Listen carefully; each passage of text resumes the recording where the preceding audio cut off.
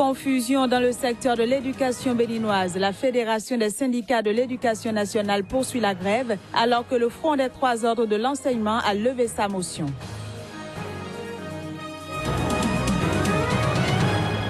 Visite officielle du président chinois au Zimbabwe, une première depuis 1996.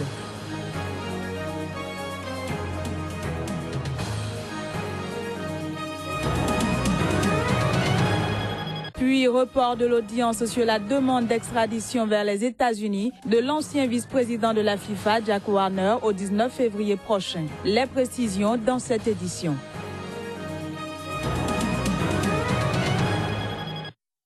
Bonjour et bienvenue à toutes et à tous. Au Bénin, la Fédération des syndicats de l'éducation nationale poursuit le mouvement de grève dans les établissements scolaires publics.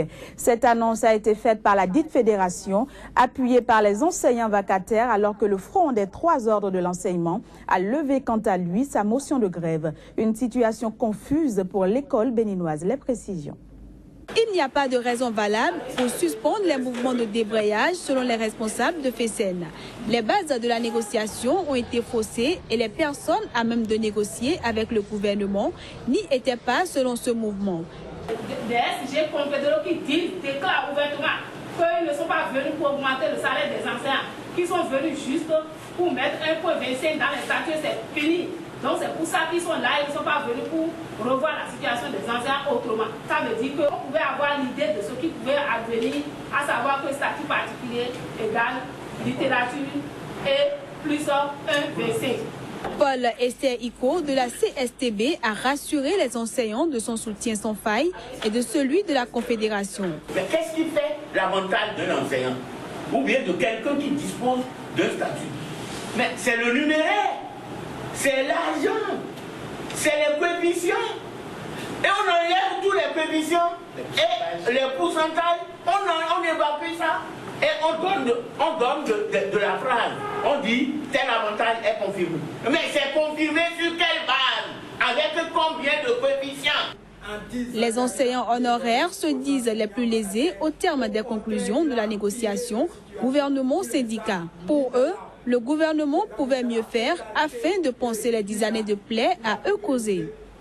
Les classes ont véritablement ouvert dans les écoles et collèges publics à l'appel du front, mais certaines resteront sans enseignants du fait de la position de FESEN. La suspension voudrait dire simplement que nous avons raccroché pour le moment les armes et nous avons assorti cette suspension-là d'un moratoire de 60 jours qui court à partir du 1er décembre 2015 jusqu'au 31 janvier 2016. Pour s'assurer que le gouvernement va respecter donc sa parole, va démontrer sa bonne foi en respectant les accords que nous avons conclus. Une situation que dénoncent les parents d'élèves. Je trouve que quelque part, il y a un mépris, n'est-ce pas, vis-à-vis de nous autres citoyens et qui sont considérés comme des laissés pour compte. La balle se trouve désormais dans le camp du gouvernement. Tous les enseignants ainsi que les élèves ont souhaité que l'État respecte ses engagements afin que l'école publique ne connaisse plus de perturbations au cours de l'année scolaire.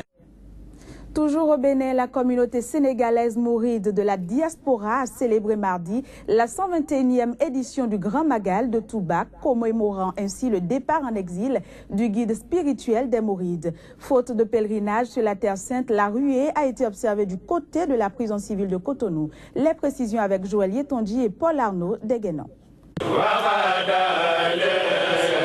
La maison d'arrêt de Cotonou, en plein cœur de la capitale économique du Bénin. L'instant d'une communion avec les détenus de tous ordres aura été le principal point de convergence de la communauté sénégalaise mouride de la diaspora. Pour marquer la 121e édition du Grand Magal de Touba, elle est venue, les bras chargés de nourriture, à la rencontre des prisonniers. Ce que nous Cheikh nous a appris, c'est le pardon, le partage, la solidarité, l'amour. Nous savons qu'il y a des êtres humains qui sont là. Peut-être ils sont rentrés ici malgré eux, mais c'est les êtres humains. Donc c'est pour ça que nous sommes venus ici, pour qu'on partage cette fête avec eux. Vraiment, tout le monde a été ému, on était vraiment contents. Élan de solidarité envers les divorcés sociaux, mais aussi de la prière pour implorer la miséricorde divine sur eux, sur les marginalisés et les opprimés de la société. Ces genres de choses Le monde en a besoin. Les musulmans doivent montrer le bon chemin. Parce que ce qu'on nous colle, ce n'est pas l'islam. Tous ces attentats, toutes ces mauvaises choses, je lance un appel encore aux gens qui font ces mal et le coller à l'islam. D'autres qui l'interprètent, c'est les musulmans seulement. Non. Pour ces mourides, le défi est à la perpétuation des valeurs premières, caractéristiques des fondements de l'islam, le vrai. À l'instar de la communauté internationale, le Gabon a célébré la journée mondiale de lutte contre le VIH-Sida ce mardi. À l'occasion, une campagne de sensibilisation et une séance de dépistage volontaire ont été organisées dans le pays. Le point de la journée avec notre correspondant au Gabon. Cette année, la commémoration a été délocalisée à Oyem, au nord du pays.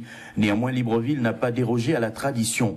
Des discours d'intention et de sensibilisation des différentes personnalités qui se sont succédées au pupitre, l'on retiendra le plaidoyer du président de toutes les associations de personnes vivant avec le VIH pour la gratuité de tout pour ses pairs. De la découverte de la sérologie, de la mise sous traitement, du conseil thérapeutique, nous voulons toute cette gratuité. C'est vrai qu'elle n'est pas payante, mais pour certains centres, elle est très payante. Les jeunes, à leur manière, ont mis en scène le concept mondial proteste. L'invitation à se dépister pour connaître son statut semble avoir atteint son objectif. Au terme de la cérémonie protocolaire, les stands de dépistage ont été pris d'assaut par les lycéennes désireuses de connaître enfin leur statut sérologique. La majorité de personnes qui sont infectées du sida sont les jeunes filles et que lorsque nous faisons la plupart du temps nos choses, nous ne nous protégeons pas. Je trouve qu'en tant que jeunes, normalement, nous devons prendre ce courage de venir nous faire dépister. La lutte continue, mais cette fois l'implication des jeunes est plus qu'évidente. Le mot d'ordre reste le dépistage pour un avenir sans sida. Le président chinois a achevé ce mercredi sa visite officielle au Zimbabwe. Il s'agit de l'une des rares visites officielles d'un chef d'État dans ce pays régulièrement ciblé par l'Occident pour ses violations de droits de l'homme, mais aussi la première visite d'un président chinois depuis 1996. Les images. Xi Jinping, le président chinois, et son épouse ont été accueillis à l'aéroport par son homologue zimbabwéen Robert Mugabe, 91 ans, au pouvoir depuis l'indépendance en 1980, et par des centaines d'enfants qui agitaient des petits drapeaux des deux pays le long des routes de la capitale, Harare. Les deux dirigeants se sont entretenus et ont assisté à la signature par le ministre de 10 accords et protocoles d'entente dans les domaines de l'énergie, de l'aviation, des télécommunications et de la promotion des investissements chinois.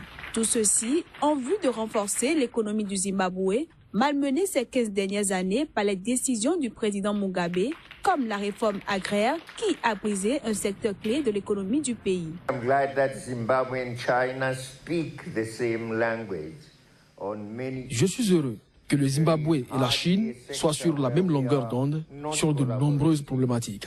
Il n'existe presque aucun secteur où nous ne collaborons pas déjà, ou planifions de collaborer sur tel ou tel projet, que ce soit dans le secteur de l'énergie, des télécommunications, de l'industrie pharmaceutique, de l'agriculture minière ou dans nos infrastructures.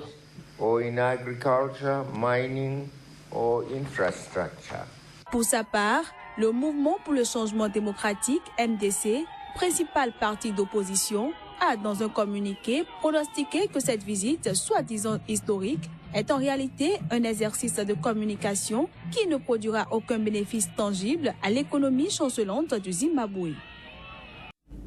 La 7e conférence africaine de la population s'accentue en partie sur les impacts des changements climatiques et environnementaux sur les populations. Dans le reportage que nous vous proposons de suivre, Claire Stéphane Sacramento met l'accent sur l'agriculture et les revers du climat.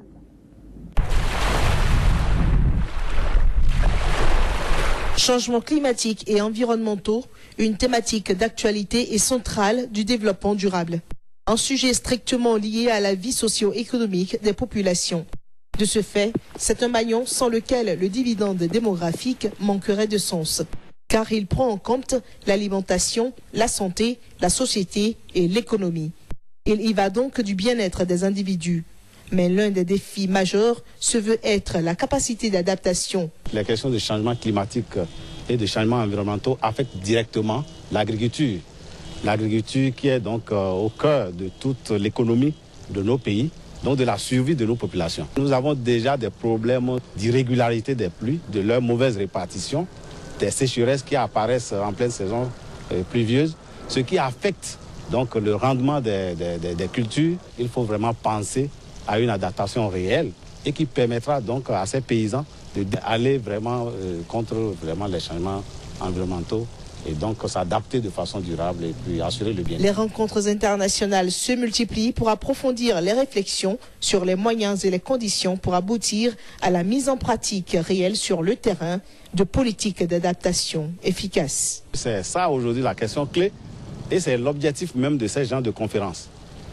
La possibilité que les chercheurs, la recherche puisse dialoguer avec les milieux d'intervention. Les questions qu'on leur pose, c'est de quelle manière concrètement l'homme du terrain peut utiliser ces résultats-là, en quoi il peut les transformer en action au quotidien. Le changement climatique affectant l'agriculture et la population, il s'avère important d'investir dans la diversification des cultures agricoles et des activités agroalimentaires. En France, l'actualité reste dominée par la COP21. Malgré la présence historique de 150 chefs d'État et de gouvernement, ainsi que les annonces et les engagements, les associations environnementales restent pessimistes et ont le sentiment que le soufflet est en train de retomber. Suivons-les à travers cet élément. C'est vrai qu'on a senti beaucoup d'ambition quand les chefs d'État et les chefs de gouvernement étaient là. Il y avait beaucoup de beaux discours, beaucoup d'engagements, beaucoup d'annonces. Et là, on a le sentiment que le soufflet est en train de retomber très rapidement. Depuis que les négociateurs ont pris le relais, le peu d'informations qu'on réussit à avoir, parce qu'on n'est pas toujours les bienvenus dans les salles de réunion des négociateurs, le peu de retours qu'on a ne sont pas forcément très encourageants. On voit à quel point on retombe rapidement dans les mêmes travers, c'est-à-dire des discussions sans fin sur la formulation d'un texte. Donc on a encore, je ne suis pas totalement fataliste non plus, on a encore quelques jours de négociations. J'espère qu'à un moment donné, les présidents de différentes séances, la présidence française qui a un rôle à jouer là-dedans, va hausser un peu le ton pour dire maintenant il faut que ça avance et il faut que j'ai un texte, et il faut que ce texte soit suffisamment ambitieux. Mais pour l'instant, à cette heure-là, le peu d'infos qu'on a n'est pas très concluant. Une part de l'explication du fait que ces négociations sur le climat en règle générale patinent est à chercher dans la présence et dans l'influence des lobbies, des multinationales, du secteur des énergies fossiles, du secteur des folles solutions, du nucléaire, qui en fait forcent les décideurs à prendre des décisions qui vont plus du côté dans le sens du business que dans le sens des citoyens et des peuples. La COP est mise sous le patronage de BNP, qui est la première banque française qui finance le charbon, ou encore d'EDF et Engie, qui sont deux entreprises françaises qui investissent massivement dans le charbon, mais aussi dans les énergies fossiles, dans le nucléaire. Donc ça, c'est d'une part le sponsoring, d'autre part aussi par le fait qu'il y a des side events, donc des événements lors de lesquels ces entreprises peuvent faire entendre leur point de vue. L'audience sur la demande d'extradition vers les États-Unis de l'ancien vice-président de la FIFA, Jack Warner, a été reportée au 19 février prochain. Cette nouvelle date a été fixée lors d'une audience mercredi à Port d'Espagne devant la justice de Trinité et Tobago. Pour rappel, Jack Warner fait partie des dirigeants du football mondial inculpés par la justice américaine pour avoir perçu 150 millions de dollars de pots de vin et de rétrocommissions depuis le début des années 90. Selon les accusations des enquêteurs américains, il aurait encaissé une partie d'un versement de 10 millions de dollars fait par l'Afrique du Sud pour obtenir l'organisation du mondial de 2010. Et voilà qui vient mettre un terme à cette édition. Merci de l'avoir suivi.